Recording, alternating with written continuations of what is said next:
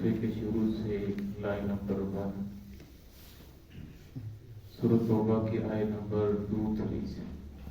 اعوذ باللہ من الشیطان الرجیم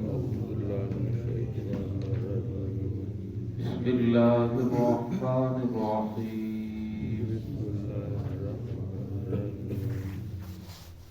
قل ان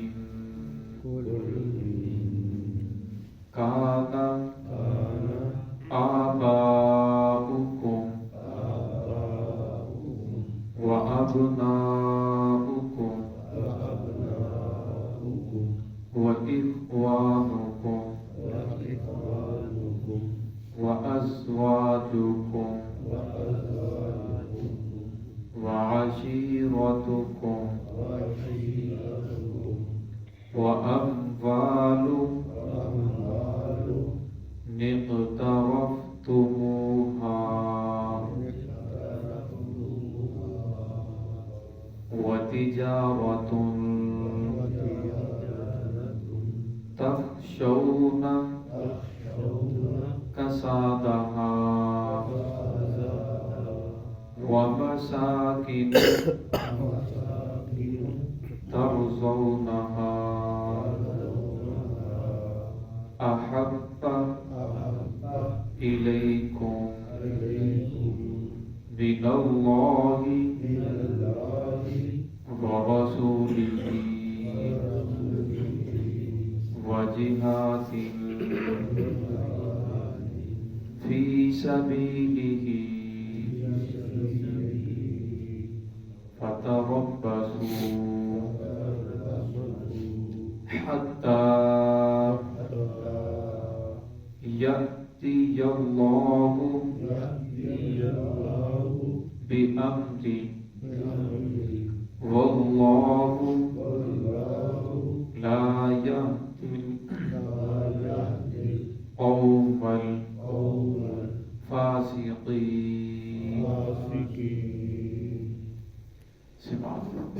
بسم الله الرحمن الرحيم قل إن كان آباؤكم وأبناؤكم وإخوانكم وأزواجكم وعشيرتكم وأموال اقترفتموها وتجارة تخشون كسادها ومساكن ترضونها أحب إليكم من الله ورسوله وجهاد في سبيله فتربصوا حتى يأتي الله بأمره والله لا يهدي القوم الفاسقين. قل إن كان آباؤكم کہہ دیجئے اے محمد صلی اللہ علیہ وسلم، اعلان کر دیجئے، ان کان آباؤکم اگر تمہارے والدین، و ابناؤکم تمہاری اولادیں، و اخوانکم تمہارے بھائی، و ازواجکم تمہاری بیویاں، و عشیرتکم تمہارے خاندان، قلبے قبیلے رشتہ دار، و اموال اقترفتموها اور وہ مال جو تم نے بہت محنت سے کمایا ہو،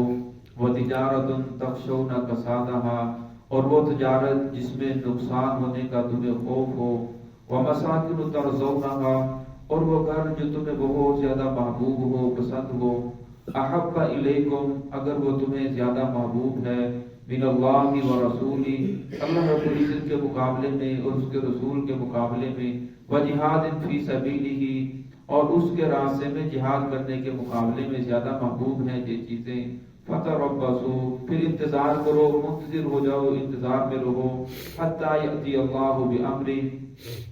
یہاں تک کہ اللہ رب العزت اپنا فیصلہ بھیج دیں، اپنا حکم نازل فرما دیں. واللہ لا یہدی القوم الفاسقین اللہ رب العزت ہدایت نہیں دیتے فاسق قوم کو، نافرمان قوم کو. اس آیت کے اندر اللہ رب العزت نے ایمان والوں کو اس بات کی طرف جھنجھوڑا ہے کہ اگر تمہیں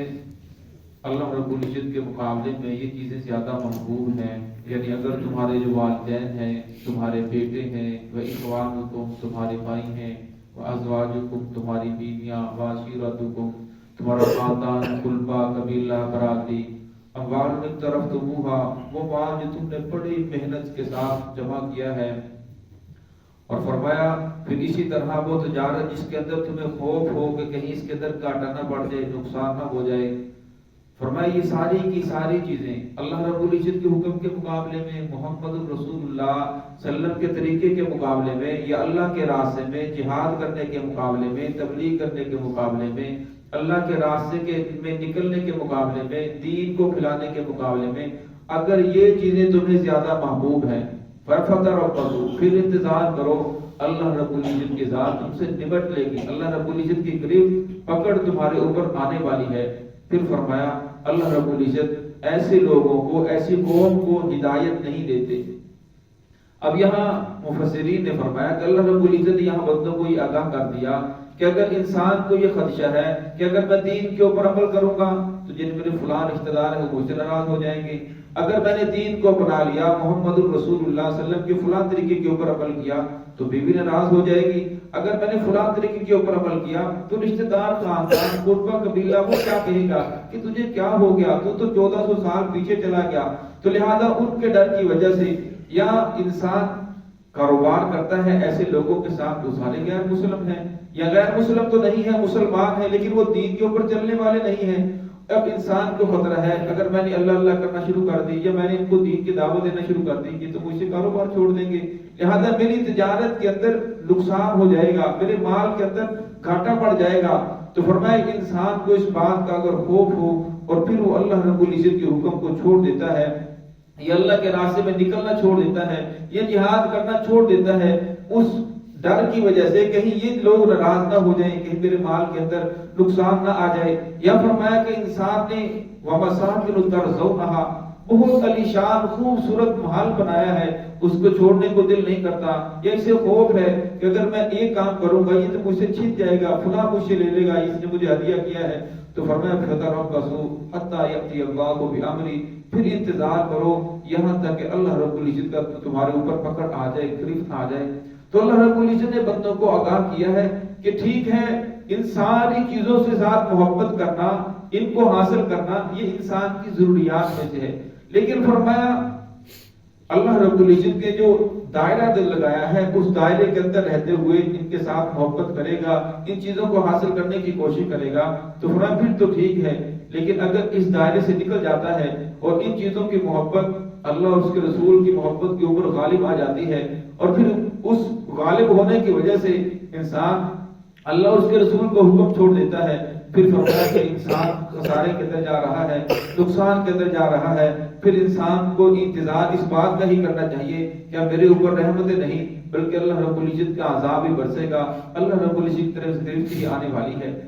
वल्लाहु ला यहदिल कौमल फासिकीन, फरमाया अल्लाह रब्बुल इज्जत फासिक कौमों को हिदायत नहीं देते। अब मोहब्बत दो तरह की है, दो मोहब्बत की दो किस्में हैं, एक है फितरी मोहब्बत, वालिदैन को अपनी औलाद से मोहब्बत होती है, औलाद को अपनी वालिदैन से मोहब्बत होती है, ये इंसान को अपनी किसी चीज से मोहब्बत होती है। एक फितरी मोहब्बत है, एक है अकली मोहब्बत। अकली मोहब्बत यह है कि इंसान सोचता है कि इस वक्त मैं इससे मोहब्बत करूं या ना करूं, इस वक्त मैं ये मामला करूं या ना करूं, इस वक्त मुझे कौन सा काम करना चाहिए। वरना ये जो मोहब्बत है ये सारी मोहब्बतों के ऊपर गालिब होना चाहिए। एक तो फितरी मोहब्बत है, इंसान उसके सामने मजबूर है